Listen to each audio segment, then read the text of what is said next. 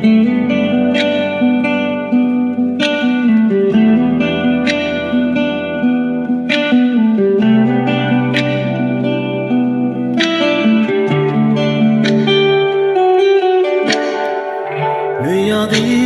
တိုက်တန်တွေထဲမှာအင်းရှိကကလေးတွေရည်တန်ကြတယ်ဖနမစီပဲမြေကြီးပေါ်လမ်းလျှောက်အပြစ်မဲ့ခဲ့နေရတွေ့တယ်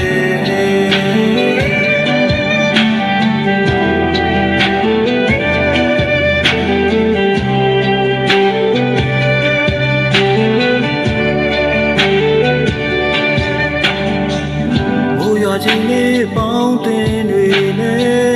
ယေရှုရဲ့လမ်းမတွေထဲမှာ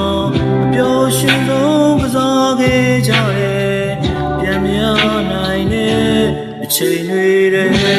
ကလေးဘွားလေးမင်းမမလေးပြန်သွားခြင်းနေတယ်မနေကလို့ပဲ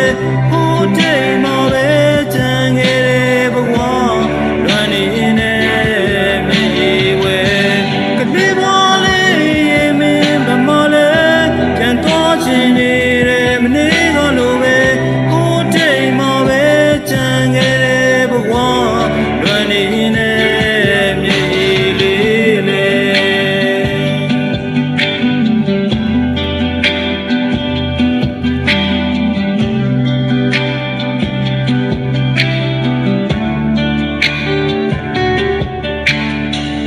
စာချက်ချိန်ကြောင်းစာအုပ်လေးနဲ့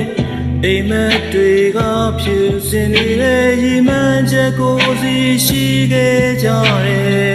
တလန်းစီခွဲကွာဝေးကြပြီပဲအဖေမင်းနဲ့ထမင်းဝိုင်းလေးမှာအတူဆုံးစားမိသားစုဘဝတွေတွေ့မိတိုင်းအိမ်မပြောခဲ့တဲ့ညတွေကမပြီးဆုံးနိုင်ဘူး